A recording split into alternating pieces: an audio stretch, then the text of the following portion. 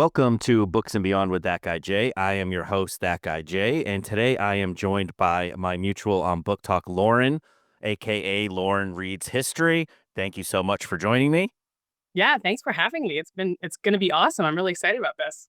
And I like to start with an easy question for everybody for the first question. What are you currently reading?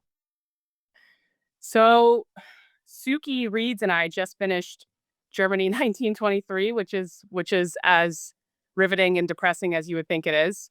It actually was very good. It was a pretty interesting time period to read about because it's about 10 years before Hitler became Chancellor of Germany, but it really gives you this sort of defining foundational features of what happened during that time. So it's a really good read. And then I wanted to continue reading about that period right afterwards. So I jumped into another book of the same vein called 1924, which is literally about the year that Hitler was in prison after the beer hall putsch. So that was interesting, but I did get a little distracted and I went over and started reading a thriller that I recently got from an indie author on Book Talk. It's called The Hunter. So I'm balancing between the two just because I need a little bit of a break from history. But whenever I feel like I need a break from history, I end up going back and reading history soon afterwards. So maybe it's just going to be a couple days. We'll see. Yeah. So you read mostly nonfiction for anyone who's not familiar with your Book Talk account. And I'm curious, is that kind of how reading has always been for you? Were you always a reader? And was it always nonfiction? No, I wasn't always nonfiction. I've always been a reader. Um, I kind of had without being impolite about it, I kind of had that Russian classical literature awakening when I was a lot younger that a lot of people on Book Talk seem to have now when they get into classics. Um, because I went to theater school, so I read a lot of plays and I loved poetry. So then that kind of just like naturally led me into literature. And I just thought Russian literature was so interesting. And Russian history is one of my favorite subjects. So that's kind of how I got into history because I started reading about Russian history, Polish history, um, and then I just sort of realized it was like such a huge untapped subject for me, and there was just so much to read, and it was endless. And I'm still going, so it's been really fun. But yeah, I mainly started with classics, and then I moved over to the sort of more like I don't know what you would call it, like modern hipster 1960s, like counterculture classics, like Hunter S. Thompson and um, Allen Ginsberg, uh, and sort of all those like those writers who made a name for themselves writing sort of like yeah counterculture literature in different parts of Europe and the U.S. when things were going on, and that stuff really interests me. And because they're all based off of the backdrop of something really interesting that's going on in their lives, that kind of just naturally led me to history, I think. Yeah, that makes sense. I did some nonfiction reading when I was younger, not a ton, but oddly enough, like in high school, I refused to read. I absolutely thought I was too cool for reading. But the only book that I like completed that I remember from high school that I loved was a nonfiction. It was one that my dad had read and recommended called Flight of Passage. It's about two brothers who flew an old Piper Cub, which is a two-seater airplane with like fabric wings, and they flew it from the East Coast to the West Coast, just the two of them as teenagers. And I thought, like, I loved that. That was my favorite book for many years. And it was like, then I didn't read any nonfiction for a long time. And now I'm slowly getting back into it. But I actually just realized yesterday or the day before, I've read zero nonfiction this year. And I was like, oh no, I have to admit that on the podcast Tuesday with Lauren. But I did a TBR jar pull this morning and I got a nonfiction from that. And Excellent. I got two nonfictions on Libby last night because I was like, I need to catch up. My goal last year was one nonfiction a month, and I more than did that. And then like this year, I just completely slacked. But the TBR jar gave me the Rape of Nanking. So you're talking about kind of depressing time periods in history. Like I know a little bit about what went on there. Um, Partially because I researched it after reading the Poppy War, because the Poppy War is kind of based on that. Heard back. And it's like I know this is going to be heavy, but it's I think it's one of those books that needs to be read. It is, yeah. It's interesting because the Poppy War interests me because I wanted to know. Well, I've heard from a couple of people that it is based off of that history, and so if it's anything like the Rape of Man King, then yeah, it's a pretty grim book. Um, and the pictures that are in that book and the pictures that are painted because of the story that's in your head, it'll stay with you. It's a really good book. I don't regret reading it, but I don't think I would read it again because I don't really know if I want to go through that again. But I'm really glad that I did, and I think you'll probably feel the same way. Yeah, I have a few books I've read that are like that, and some people have disliked the Poppy War because they said that it is just the story of Nanking, but with like in a fantasy world, because I mean, it's very heavy, it's very dark, it's brutal. And I think it's very much not an exaggeration of what really happened, but I'll be able to make that comparison better in a few days once I finish this. But the Poppy War is worth checking out if you're interested, but because it's the Rape of Nanking, but there's also magic. So Yeah, well, I've been really wanting to start and get back into fantasy just because I also do think actually fantasy did give me a little bit of an in into history because I really love the very basic bitch like medieval fantasy, and I just because something like Game of Thrones is based off of history itself or even just historical novels, like I've always been sort of drawn to that kind of thing. So I feel like books like that would be really good for me to enter back into that genre. Yeah, I'd love to check that one out. I'll have to. yeah, I've been noticing since Book Talk, I found because most fantasy is medieval and very Eurocentric, but because of Book Talk, I've come across things like The Rage of Dragons by Evan Winters, which is like I think it's Western African based mythology, but in a fantasy world, and like R.F. Kuang and M.L. Wong and um so many others who are writing Asian inspired fantasy, and it's so cool to see their history in a fantasy setting because I feel like we've seen, especially with movies, like we have seen a ton of medieval fantasy done here in the U.S. and it's really cool to see how like there's dragons, but they're so different. Like there's so many similarities, but you get a lot of their cultural elements added into it. Yeah, and that's interesting because I feel like I left reading fantasy when all of that was coming out, which means that my tastes are so, like, untapped when it comes to fantasy, and it might actually be a really good time for me to get back into it because I didn't read any of that when I was reading fantasy. I was reading, like, I there's been a couple of times where I've gone through my fantasy reading list to do, like, a video where it's, like, my top 10 favorite fantasy books or, like, my favorite fantasy books that I've read, and I'm telling you, it's like 10 male authors, Eurocentric. It's so basic. And I'm like, I don't even know if I should be putting this up because it's not very interesting. There's no diversity. Like, obviously, like I said, I got out of it like years ago, so I haven't read anything since then. But um, I would like to be able to get back into the genre and really spend time on some of those more interesting, diverse authors, specifically even like N.K. Jemisin. I bought that series, the fifth season. I bought that series, the whole thing, thinking I was going to read it, and it's been on my shelf for at least 6 years. She probably would have been my first entry into that like new world of like interesting, diverse fantasy writers, and I have a lot of catching up to do, to say the There's a ton of good stuff. I got into fantasy, oh geez, like 12 years ago, through Game of Thrones, and it was basically because everyone was talking about the show. yes, And I'm the kind of person where I have to read the book before I see the movie or the show. So I was like, all right, let me get book one and see if it's any good. And I ate book one up, and then I watched season one, and I was like, okay, I need to plow through this series because it is so good. And then book talk has really opened my eyes to newer fantasy because I've reread like The Hobbit, and I got into Robin Hobb. I have her books up above me. She's yeah, amazing. And in the last like 3 years, 4 years maybe since I found Book Talk is when I've been finding all of this new stuff, and it's so good.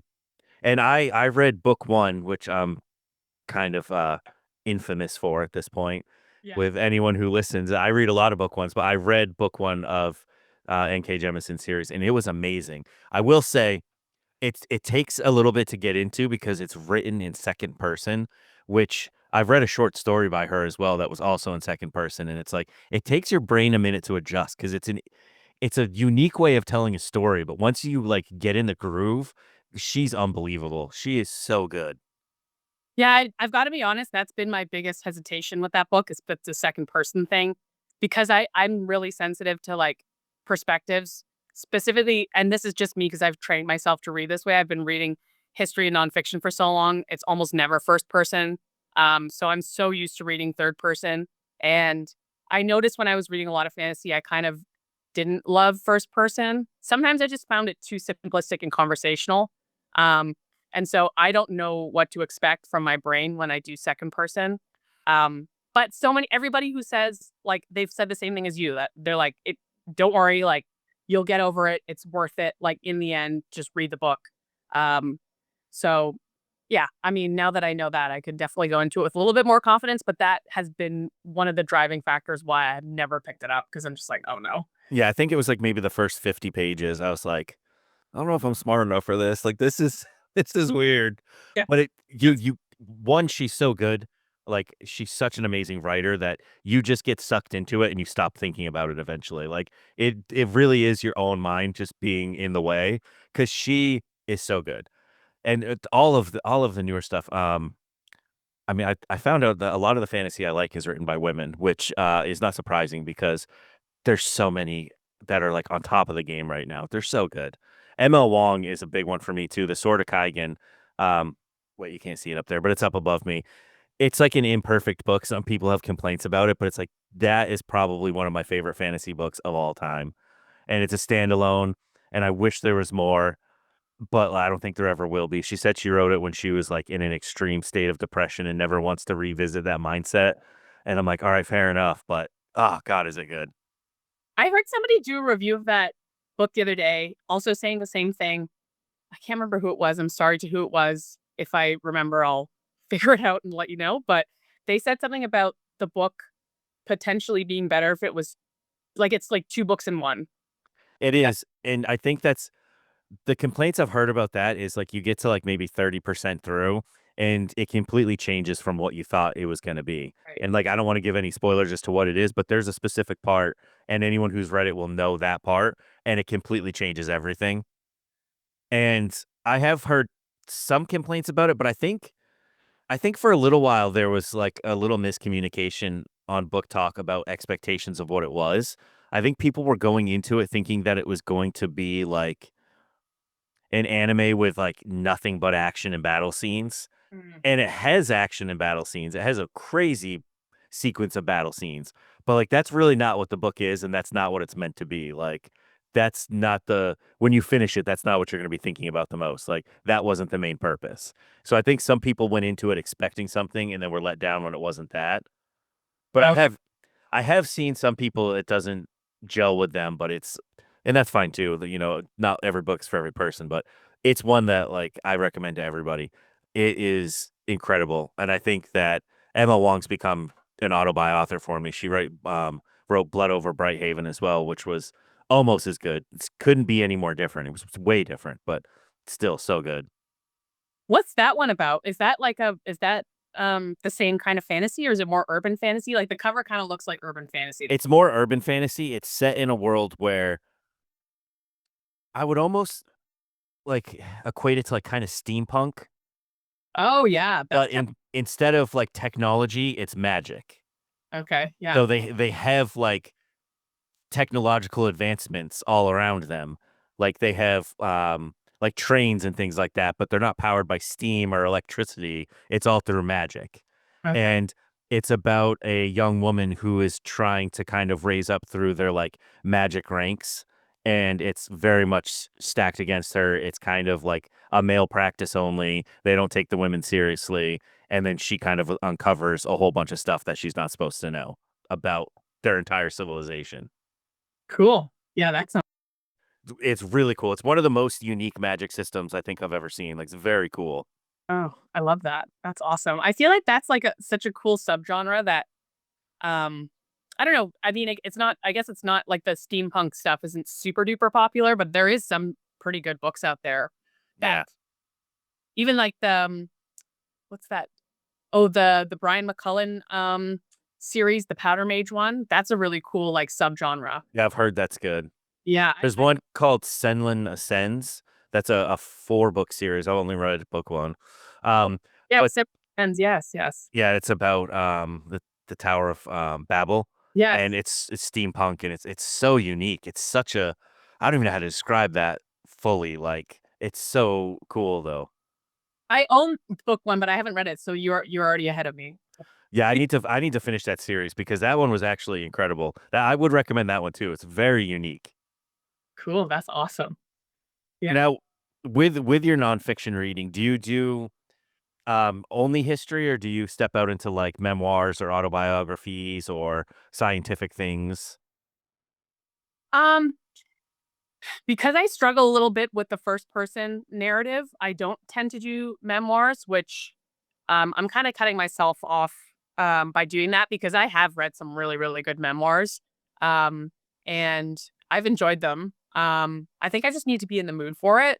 I Yeah. really love biographies because those are usually written by historians, so they write the same way. Um, I really do love biographies, and I really love and like the other big reason why I feel like I'm kind of cutting myself off by not doing memoirs is because I actually really love reading history from the perspective of a person anyway. So Right. that's a way to like get into that genre without it being super scholarly and intimidating.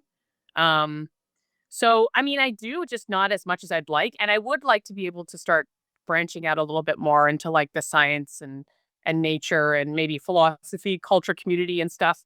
Um, uh, in terms of genres, because even just like books like Radium Girls, I would have never heard of that book if it wasn't for Book Talk.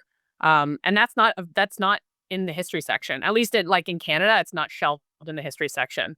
I had to go find it in Science and Nature. So like books like that, I'm definitely interested in. And that one specifically sounds like it's been able to transcend genres and readers all over the place. Like people of all kinds of reading habits have read it and said they loved it. So I'm definitely open to those other kinds of stories. The only stuff that I don't really gel with, and I don't think I ever will, because I tried one time, is like self help. That's pretty much it. Oh yeah, to me, I don't really. I've read some over the years, and I've had friends that recommended a bunch of them, and they're usually not for me. Yeah. That's why I made a video when there was the trend going around with the Lady Gaga where I don't want to be friends, and I did. It's like when you walk into someone's house and their entire bookshelf is self help books. Oh, yeah. Yeah. And it's like, it flopped on TikTok for some reason, but I also posted it to YouTube Shorts, and it got over 100,000 views on Shorts, and Oh, people were pissed because I think YouTube is very, like, self-help centered, and, like, that's a focus for a lot of people that are there, and they're like, "What's wrong with that?" And I was like, "I am not getting into this in the comments. This was only a joke." how many comments did you get? And were they all negative? They weren't all negative. There was actually one guy that was, like, going through and being like, "No, that's not what he meant. He meant that it's, like, a super toxic industry, and a lot of people are snake oil salesmen." And I kinda let him fight the battles for me because he seems to be the only one that got it, but I think it was, like, 40 or 50 comments of just people being like, "What's wrong with that? I don't see the problem." "Oh, so you want people to be depressed?" I was like, "Oh, man. I stepped on a landmine here." Hey, at least that random guy in the comments was defending you and actually like got it. There's Yeah. like joke people. The same people who get mad about jokes are not seeing that there's layers to the joke. So Yeah, and uh, I'm sure I have read. I'm trying to think back, but I have read self-help books where, like, I took something away where I'm like, "Oh, okay, I get that," but, like, a lot of them are kind of regurgitating the same stuff, and they're kind of trying to grab a quick buck. totally. Yeah. Instead, I read a book by, oh, I forget his name, but he is a news anchor, on, like, Good Morning America on the weekend edition, and he had a panic attack on air and realized he had anxiety, so he wrote a book because he discovered meditation and was talking about how much it helped him. And I got the book and I found it useful. It's not like groundbreaking that you can find lots of great info on meditation. And then he wrote a second book and I got that and it very much felt like a money grab because it was like pushing you to an app that he had. And Oh yeah. in order to do anything in the app, you had to have the yearly subscription. And it's like, okay, this is stupid. Yeah. Yeah. Because then all of a sudden it turned into something bigger, right? Yeah. Yeah. I don't know. Self help stuff works better for me in like a podcast form because then you can just like that hour that you spend listening to a podcast, like my mood will be done with wanting self help after that hour. So I don't Yeah. need that book for a week. I'd rather just listen to them talk about it for an hour and then I'm good. Yeah, and a lot of self-help books could have been an email. Like a lot of them could have been a short essay and then it's like 100 pages of fluff and it's like, Yeah. Yeah. Well, exactly. That's exactly it. And it's like a $30 book, which we're trying to spend that $30 on something we want. We're already spending a lot of money on books. So yeah. Yeah, and back to the nonfiction stuff though, I found like I was never a memoir person, but I found some that were like unique and told stories in cool ways. Like I don't know if you've heard of In the Dream House. No. Who's It's that? by hold on, I just pulled it up. It's by Carmen Maria Machado, and it's about a woman who is in an abusive relationship, and I can't remember if it was her girlfriend or if they were married or engaged. I don't remember the exact dynamic of the relationship, but it was extremely toxic and unhealthy. But the way that she writes it is unique because parts of it almost seem like it's fiction, but it's kind of her like she kind of wrote a story where she's the main character and it's describing the situation that she was in for parts of it. And it was like I I before that I kind of thought memoirs were always just celebrities like with a ghostwriter talking about their life. And I was like, oh no, like there's some people out there doing like really interesting things with this genre. Yeah. That would be interesting. That name sounds really familiar. I'll Um, I'll send it to you because yep. a couple years ago it made the rounds on Book Talk and it's a really cool cover too. But that was a really good one. That was one of my early nonfiction reads. Do you follow Schizophrenic Reads? Yes. Yeah. It was one that he recommended, I believe, years ago when I first found him. I found a lot of great nonfiction through him. Um, Yeah. I also found like what was it? They Can't Kill Us unless until they kill us. Oh, yeah. Yeah. I've heard of that one as well. Yeah. That one. That's just like that's a series of essays, and it's like I never would have considered that, but he raved about it being his favorite book, and I was like, turns out if the essays are good, I like collections of essays. Like, Yes. That was really that's amazing.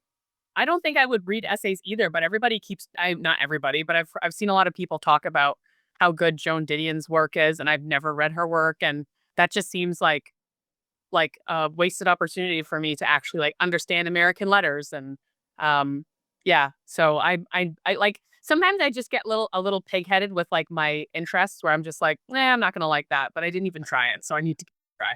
It's hard though too because I forget who I was talking to a few episodes ago on the podcast, and he was saying there's like 1,200 new books are published every day. It's like there are literally infinite books to get to, so it's like it's hard to step out of your preferred genre because it's like you could waste a week on something and you could have been reading something you liked better. But that's why this year I'm embracing learning how to DNF books. If it doesn't work for me, I'm gonna step away.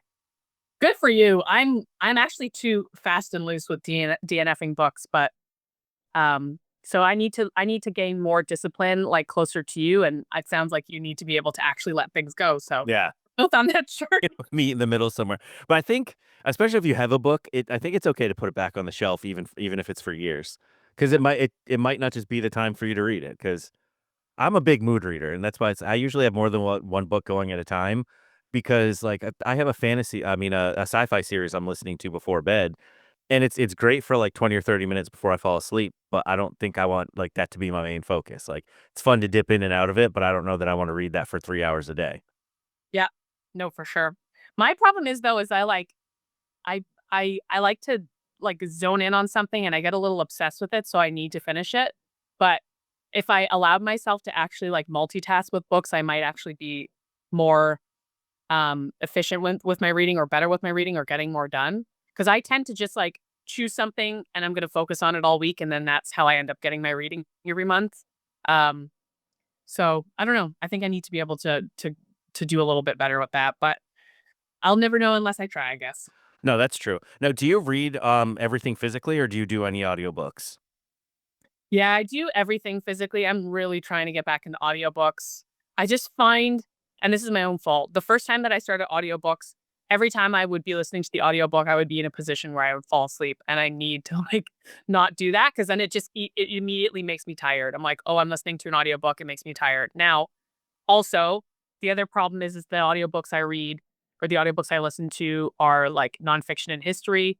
And so maybe I'm just not good with listening to history and maybe that's what makes me tired. Like I've heard a lot of people talk about like audiobooks like Project Hail Mary where, you know, the acting is really good and the narration is really good. So maybe fiction would be better for me to do on audio and I would actually be successful with that.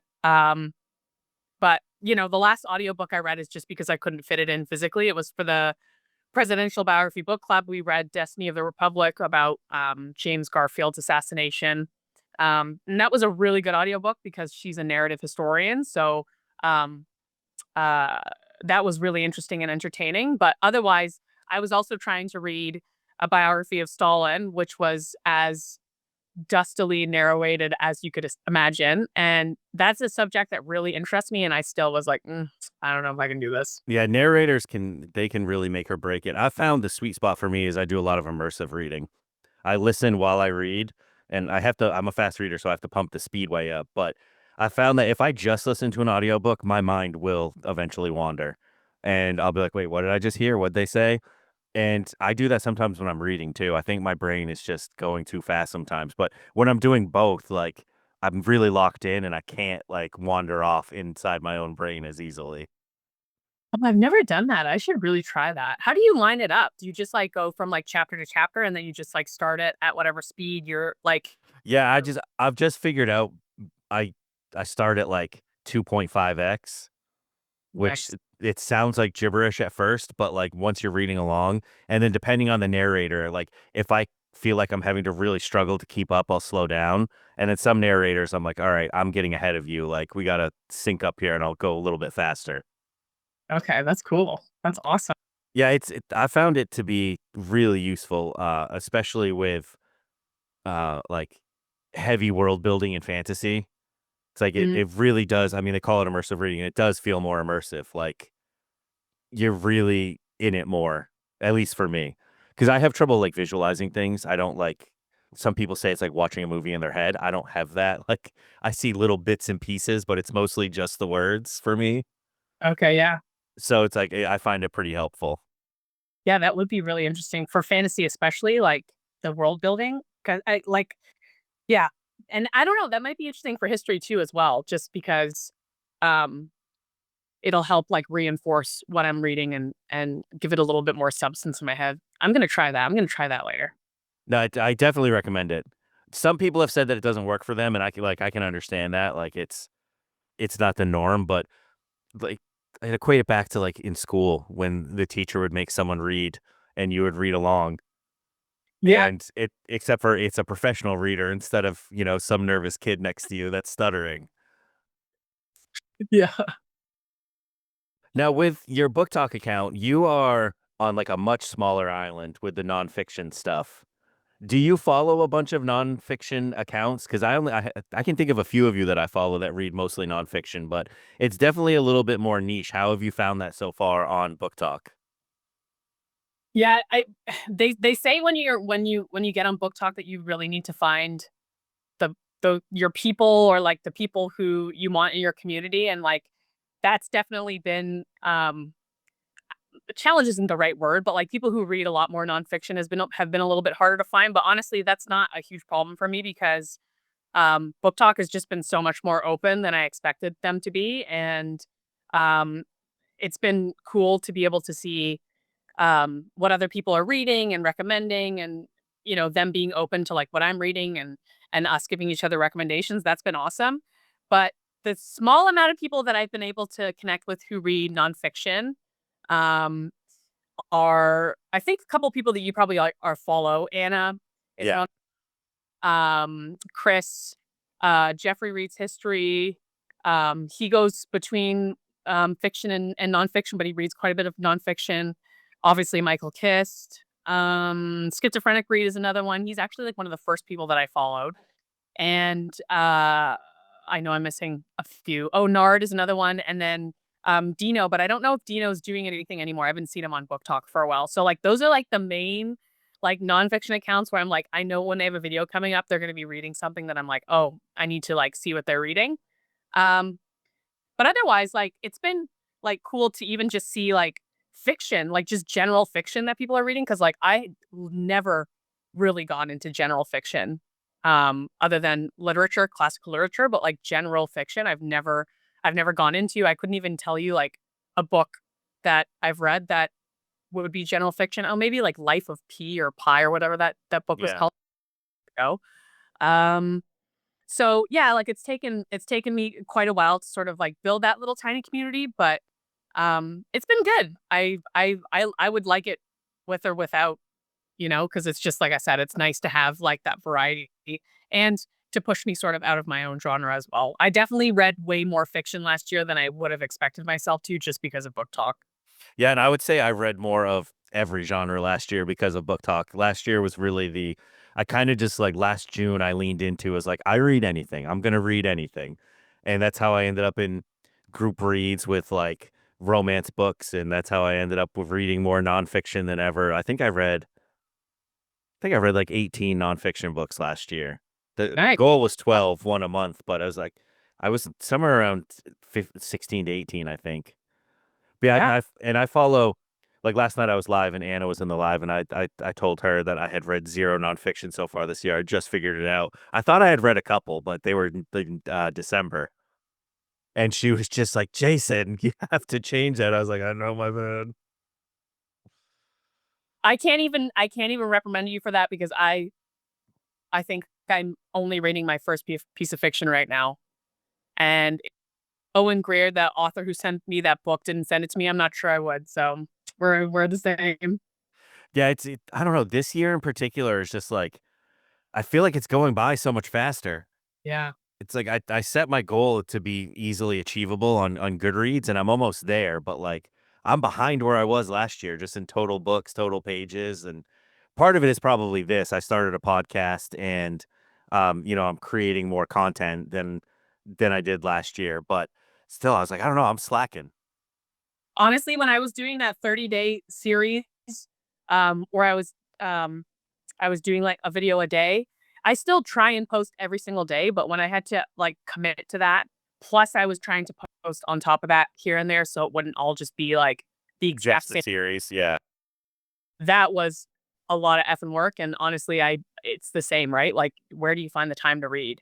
And so when that's the challenge of book talk. I don't want it to become something where like I just all of a sudden can't read anymore. So as much as it's fun to like expand the community and stuff and achieve views and gain more followers or whatever, it's also important to like maintain like what you came on here for, right? Like the community aspect, the people who are actually like plugged into your content, want to see what you're doing and you enjoy doing it because otherwise it's like what's the point if you're posting 3 times a day just like killing yourself. Yeah. And I think we're lucky because we've ended up with a lot of the same mutuals. We're kind of in the same little corner of book Yep. talk, and they're super supportive there because I follow people who read almost entirely romance, and I support their videos. They always support mine, and it's kind of.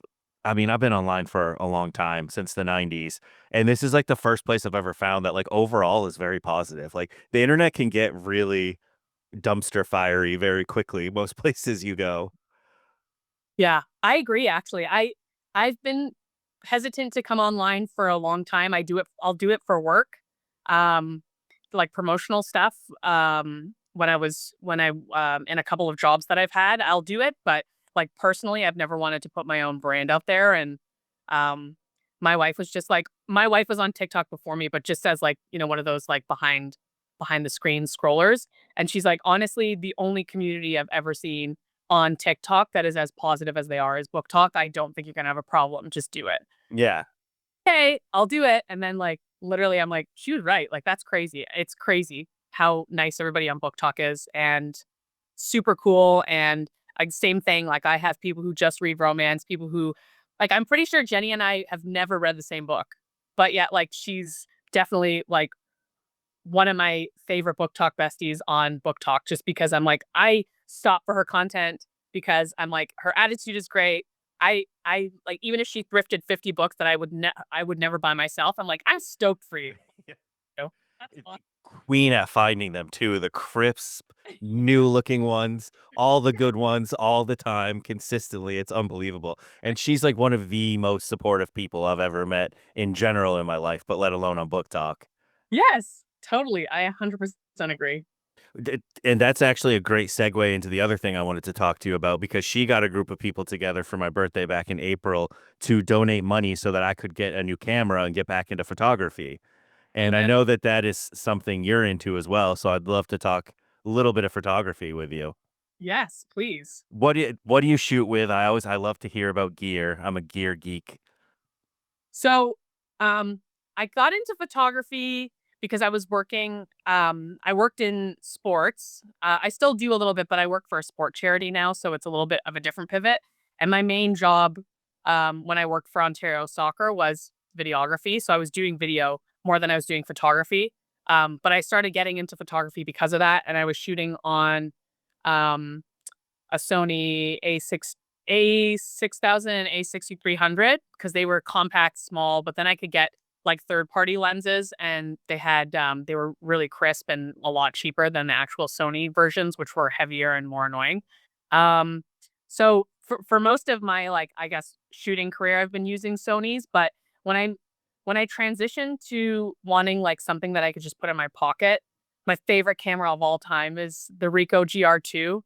It is the greatest little street photography camera ever, and I've shot, like, concerts on it just for fun, and the results are crazy good.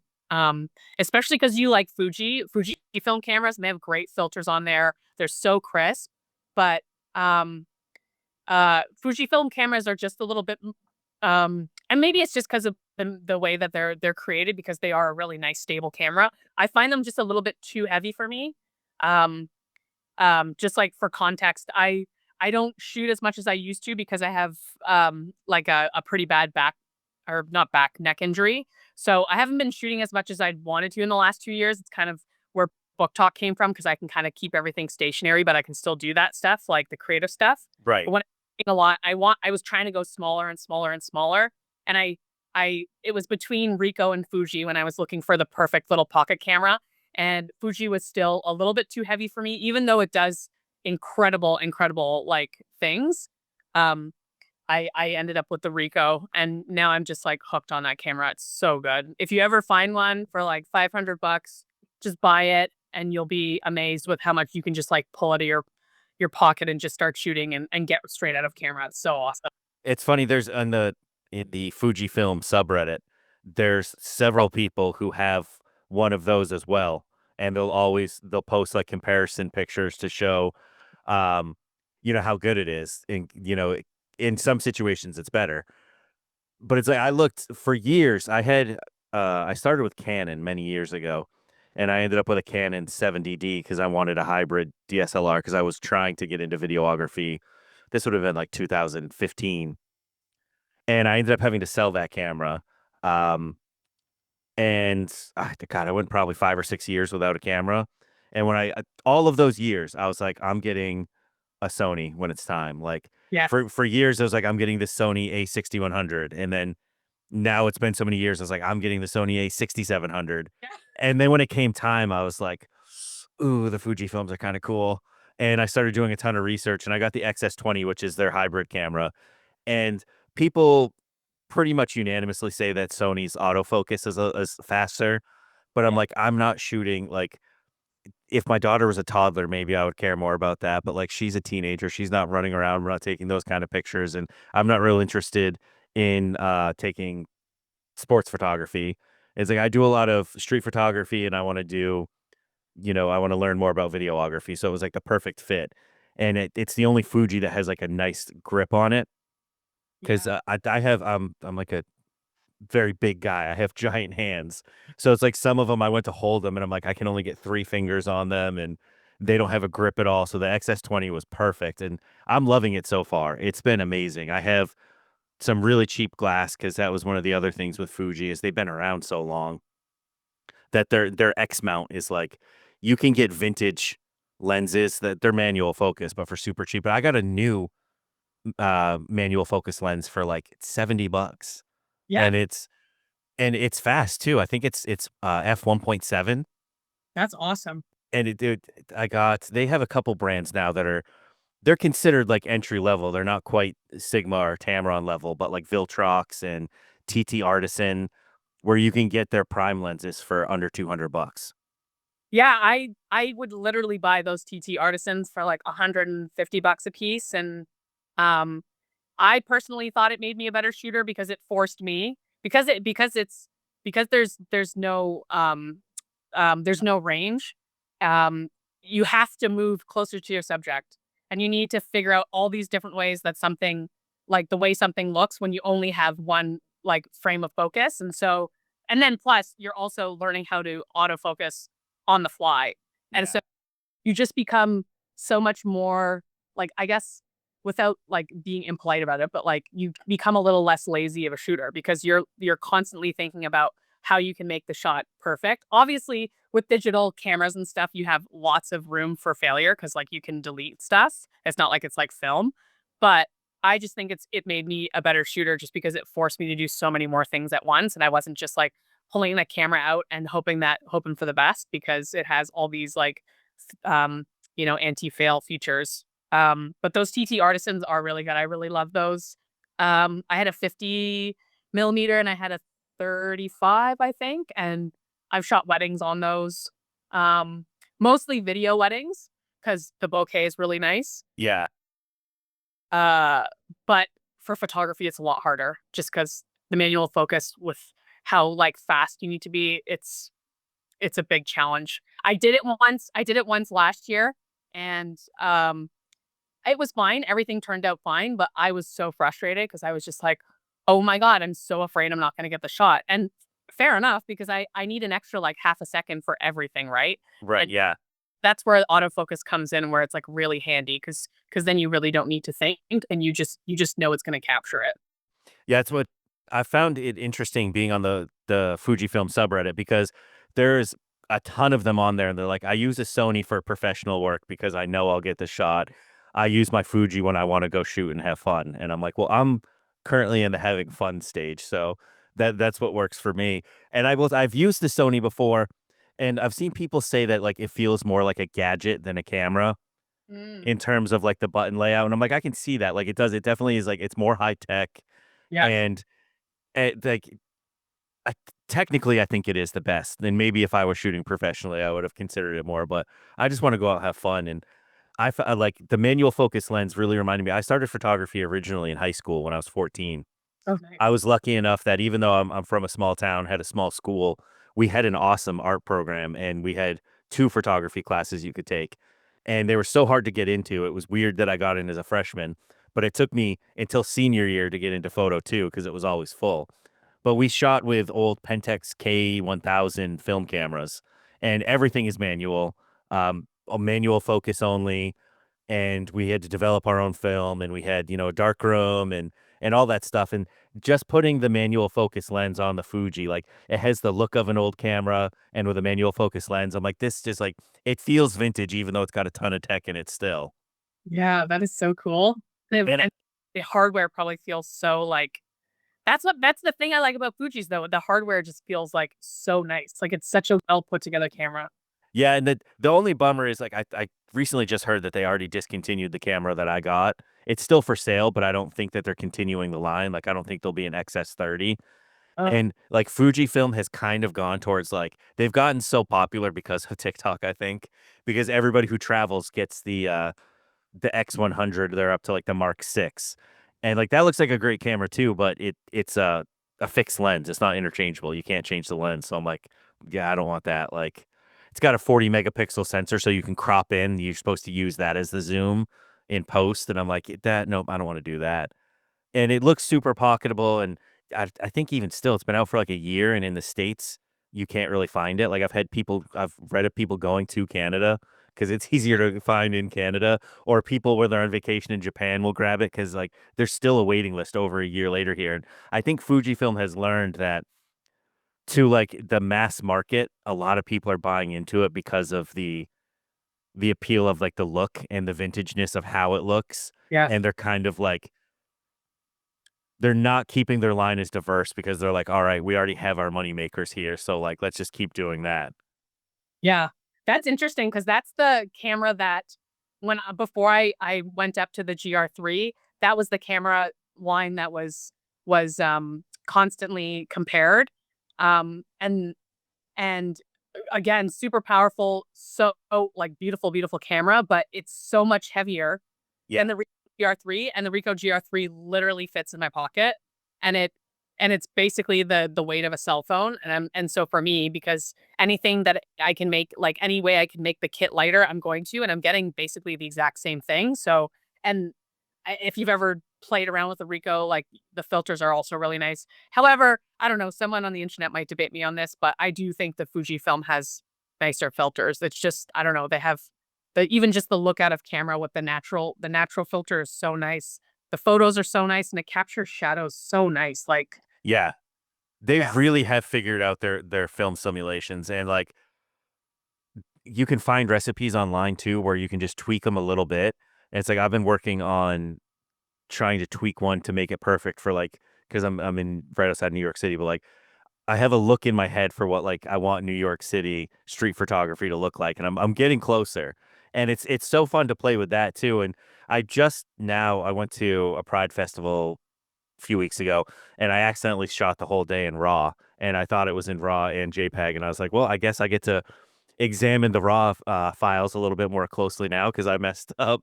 And the RAW files were great too, 'cause I used to shoot only RAW on Canon, and Fuji colors are just really good.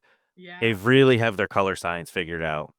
Yes. Yes. People's, like, especially people's skin tones, like, they just I don't know, Sony is, like, a little bit I don't know if it's a saturation that's different, but there's something about it that doesn't look quite as pleasing, like, it's not technically wrong, it's just Fuji in particular has that nailed, I think. Yeah, no, you're right. Yeah, Sony's the thing about Sony that's nice for videographers is that you have more range to like to color um Yeah, your footage in post production. So that's what it's good for. And I think Sony's a really good camera for like sports photographers because they're not looking to do unless they're like Instagram sports photographers, but they're not really looking to do much in terms of like, creative coloring and stuff. So right. for those very basic clear shots, it's really, really good. However, I mean there's a lot of range. It's really good for sure. But if you're looking to do street photography, yeah, Fuji is where it's at, Ricoh's where it's at. Yep. Mm, no hate to the other brands, but there's just something about them. They do so well. Yeah, they do. I've been really interested in, I've wanted to try a Micro Four Thirds camera as well. That'll be someday.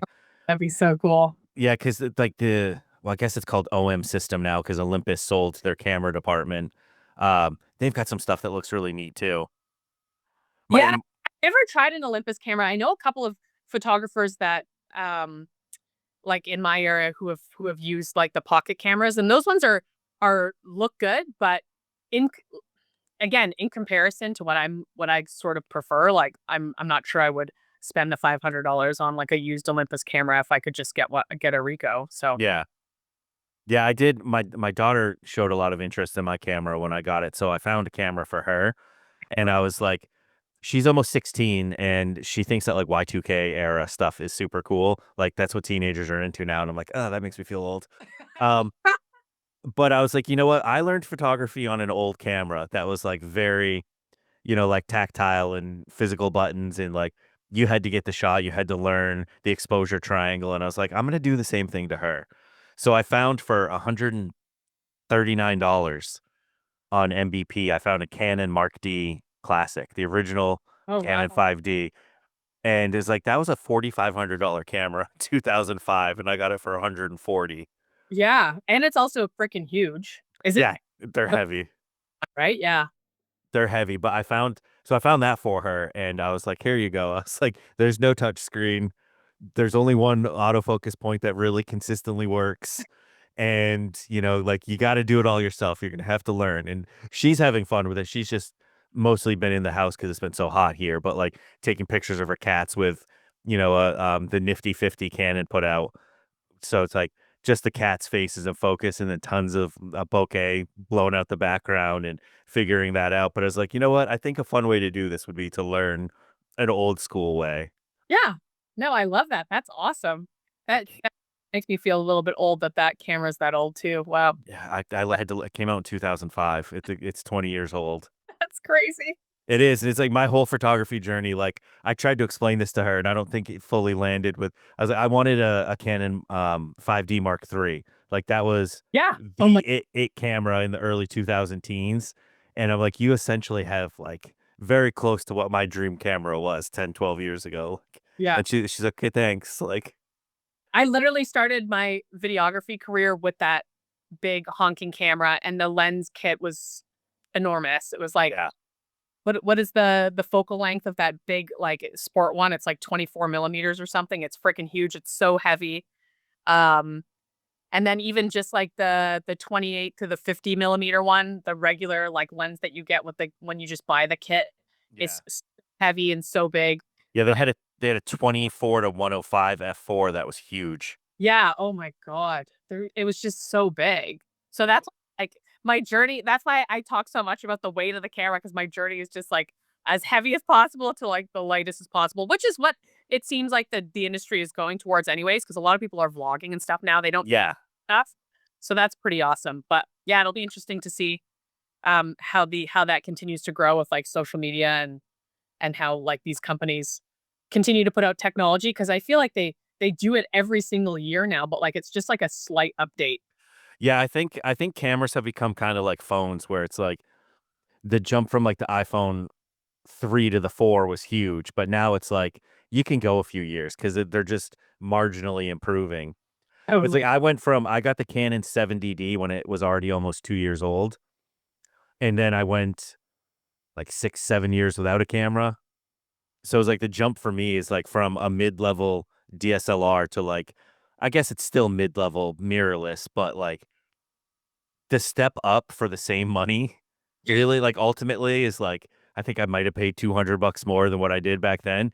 It's like, this thing is crazy compared to what that 70D was. It's like, I can shoot 6.2K at 30 frames a second, like, the Canon couldn't even do 4K. Like, Yeah, yeah. it was 1080 at 30 frames, that's all you got.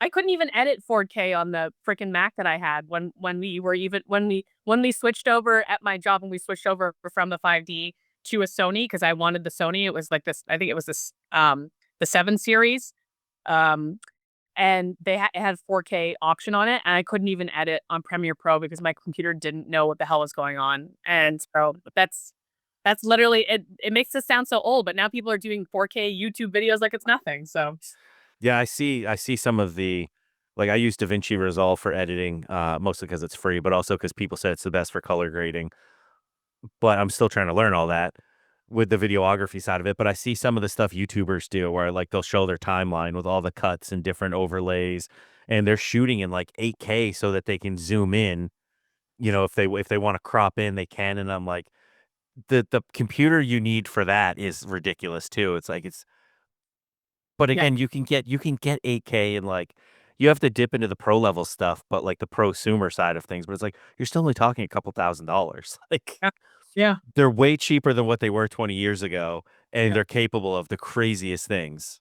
Yeah, yeah, for sure. It's wild. It is wild. It's overwhelming though when you get into it. It's really overwhelming. So I hope that it doesn't overwhelm you too much, because it is really fun. It sounds like you're still in the fun stage, so that's No, yeah, I definitely am. I need to shoot more video. I don't know why for some reason when I'm ever like I'm not gonna do anything with it, but I can shoot B-roll and just edit it and play around and learn. And for some reason I'm so intimidated by video. Like I'll take hundreds of pictures in a day, but I'll take 2 short video clips. Like I really need to push myself out of my comfort zone there.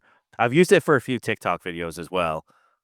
nice. Excellent. That's awesome. Yeah, that's the start. Definitely just like, even if you just want to start using it for your TikTok videos to get like an idea of how you want everything to look, and like lighting placement and all that kind of stuff, like that's really, really helpful. But yeah, it can be really overwhelming, and then you start to get like really particular about like what time of day you're outside shooting, or you Yeah. know, settings you have and the lens you're using, and if you need oh god, what's that thing called? I haven't used it in so long. That the thing that the filter that they put on over Oh, the ND the lens. filter? Yeah, the ND filter, yeah, like all those kinds of things, it gets so overwhelming. Yeah, I And like think I actually need to get one of those because yeah, if I go to if I go to shoot in log with the F-Log, it's just so the sky is always completely blown out if I wanna get anyone's face properly exposed, and I'm like, "Well, that doesn't look great." yeah, It's yeah. just, like, bright white behind them, just completely blown out, even if you drop the ISO, like Yep, so yep. I think I do need to get one of those. I'm waiting till, it goes on sale on Amazon. I have one. I have my eye on one. Just sitting in the cart. Yeah, I checked on Prime Day. They marked it up to mark it down. I was like, "That's not cool, guys." That's not cool at It's all. like normally it's I forget how much it is, but they marked it up to the full price and then they marked it down. It was $2 more than what it normally is. I was like, Thank you. That's great Great. sale. Thanks, guys." Now, do you shoot a lot of weddings or is it like a part-time thing for you? I used to do it quite a bit. I the last one I did was last October. I have no plans of doing one in the upcoming future. But when I did do them, it was all for video purposes. The one that I did in October was actually the first one that I did in terms of photos. Um, and I was doing it because at that time I had a lot of friends who were getting married, and I was just like, "Oh yeah, sure, like I'll do it for you." And I just would like charge them like super cheap. Because it's I mean, obviously you get what you pay for. Like some of these videographers are extremely talented, and it is definitely like a really nice thing to add to your package, but some people can't really afford to do both, right? Like if you're spending 10 to $15,000 on media at your wedding, like I don't know. For some people, that's not worth it. And in my opinion, no offense to videographers, I'm a videographer. I'm not trying to say that you shouldn't go with it, but if you had to choose one, like you got to do the photos. Yeah, I'm a absolutely. really good photographer, right? So I just wanted to make the option available to like some people I knew, and then I started getting referrals, and I would do wedding videos from there, but it wasn't really anything that I wanted to turn into like a full-time career just because I was doing a lot of video like for my day job as well. So it was pretty like hard on my body, and it was like it's a lot of content as well.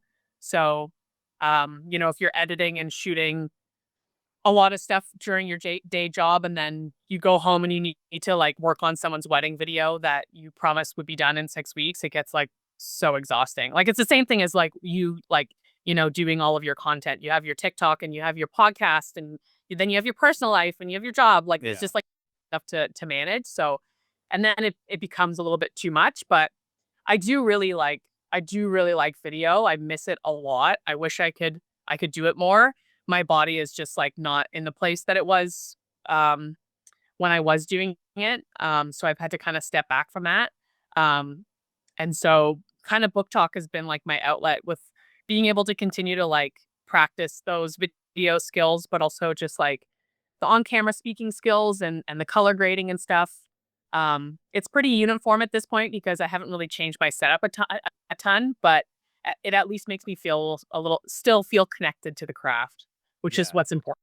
Yeah, I was even thinking, like, I uploaded one YouTube video maybe a week or 2 ago, and it was my first time uploading, a YouTube that wasn't a podcast. It was just, like, basically a longer form book talk video where I took all of my five-star reads so far from this year and, like, kinda gave a breakdown of each one. It was like a I don't know, like 18, 20 minute video, something like that, and I was like, "I think maybe I wanna start doing one of those a month," and set the camera up and get the lighting the way I want it, and there's some other lighting gear I'd like to get because 'cause I'm just in my room, and the only window in here is next to me. It's, like, 5 feet to my right, so it doesn't help me at all, and it's, like, this is the only way that it works in my room, so, but I wanna play around with that more. I never really wanted to get into weddings because, I don't know, I'm an anxious person, and I just that's so much responsibility, especially with stills. Like, if you miss certain images, it's like you really missed some of the biggest moments of their life, and I'm like, "I don't know if I can handle that pressure." It is a lot though, and like it's really important to have a conversation with the clients ahead of time to make sure what their like absolute non-negotiables are, because then you're Right. going into it. Um, the other thing that's helpful for me is because I was doing it a lot when I knew a lot of people who were getting married. I understood the cadence of a wedding like quite a bit, so it was kind of in my head that I'm like, oh, this is coming up, this is coming up, this is coming up. Um, and then also it's always helpful to like follow other photographers who are doing it a lot, right? And then you can just sort of see the things that they pick up on, and like the little, you know, moments that are the moments that like, you know, the clients wouldn't think of that you can just snap because you're just there, right? Like the way that I approached that was kind of more like a documentary filmmaker more than like an actual wedding filmmaker, just because I was trying to like capture moments rather than like make it pretty. And obviously, like in post production and stuff, you want to make it pretty, but my sole focus wasn't necessarily trying to like orchestrate everything so I would get something to look a certain way. I wanted it to be real. So that's sort of Yeah, how I like closer to like photojournalism than like yeah, yeah. that's always been my preference for wedding shoots as well, is when people kind of just like document the day versus like I'm sorry. going, oh, it's okay, versus going like full aesthetic. Yeah, well, yeah, exactly. And like it makes them feel more comfortable too, right? Because then they don't feel like they can still Yeah. be and in my opinion, it's hard to make someone look bad on their wedding day because they that's like the best day, like look wise. Like they do everything they can to look amazing. So Right. you gotta be like you gotta be really like shit to make them look bad on the wedding day. Yeah, I have an injury, so I walk with a cane now. So I was like, I don't think I could ever handle an event like that because it'd be too much walking and standing for me. Yes. That's actually been my biggest adjustment since getting back into photography is, I always just carried the camera in my right hand, and I always had it by my side walking around for street photography. And now I have a cane in my right hand, so I'm like trying to figure out how to hold it lefty and get it up quick enough still. Like that's been one of my biggest challenges is just completely having to adjust how I approach it because of that. But it's been fun. I think what I'm gonna do is get one of those collapsible stools that I keep seeing on the TikTok shop, and that way I can just, like, set up shop somewhere that's busy, sit down, and really just, like, kinda take things in that way. Yeah, that's a really good idea, actually. Yeah. There's probably even like things that you can do. Like I mean, obviously it would you wouldn't be able to actually look into the you wouldn't really be able to look into the why am I blanking? Who Viewfinder.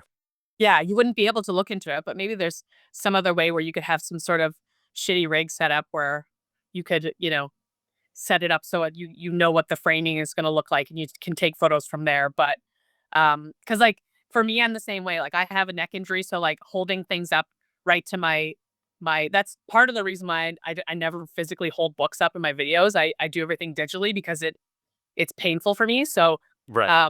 and I basically only read like laying down, like or like I'm supported on something because it's painful. So like being able to put the camera up to my eye is actually problematic. So I'm in all kinds of different weird positions. I always find things to be my tripod so that I can take the weight off of my shoulders and my traps if I'm doing something. Just because it makes me more comfortable and so I spent a lot of years trying to figure out ways to like take pictures without it, like, affecting my neck, so I completely understand that. Yeah, I was looking at, a lot of videographers put cages on their cameras, Yeah. and I saw some cages with the handle right on the top, and I was like, "That would actually be cool because then I could hold it with my left hand and have my cane with my right," and I'm still figuring that all out, but it's fun either way. Yeah. Right now, I mean, I'm only shooting for fun, and that's probably the way it'll stay, so it's if I miss something, it's not that big of a deal. No, and you're in s I mean, I don't know how close you are to, like, downtown New York, but, like, that is a city that I would love to shoot, like, damn, that like, Yeah, perfect it's photography. when I got into photography again as an adult, I worked in Manhattan, and so every day I would commute and I would walk from the west side of Manhattan to the east side, and I would go through Central Park.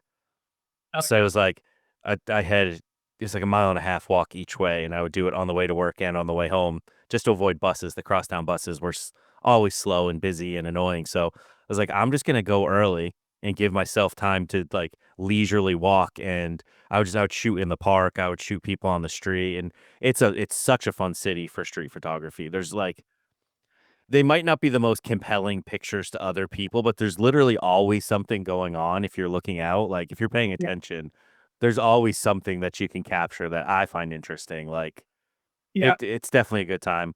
I don't get into the city as much, but I'm like if I got on the train, I'm, like, half an hour from Midtown, so it's not far at all. That's awesome. Yeah. Well, during COVID, because we couldn't really go anywhere, I live in the suburbs, so, like, I'm I mean, without traffic, I'm 35 minutes outside of downtown Toronto, but the Toronto's traffic is as bad as New York's. I think ours is actually worse than your guys' now. So it takes like at least an hour and a half sometimes to get Yeah. downtown bus. But I was doing a lot of like just street photography here in the burbs. And like as long as the shadows and the lights are looking good, you can find anything interesting. Like you Yeah. can you can make cement look interesting. Like, it's just especially with, like, how creative those little cameras are, like, you know, it's a fun way to practice, like framing and finding interesting, like, I don't know, Even just finding interesting shapes in the buildings and, um, with, like, street lights and signs, and yeah, there's always something. totally, exactly. Alright, well, now Zoom is about to cut us off again, and I've taken up about an hour of your afternoon, so this is probably a good spot to call it, but before we go, I'll link it below, but you're on TikTok, and you also have an Instagram, right? Yeah, I actually have I changed my personal Instagram into my book talk, and I do have a photography page that I've kind of abandoned, but, um, please feel free to follow me there. I would love to I have a reason to go back on there, so I have some people who wanna see some work because I still have photos that I haven't edited from trips that I need to get up on there, so if people have interest, I'll definitely start working on them because book talk has been my main focus, really. Yeah. Well, I'll make sure to link all 3 of those, the TikTok and both Instagrams. I'll put those in the episode description. And thank you so much for joining me today. And thank you everybody for tuning in and taking a little bit of time out of your week. And I will see you next week.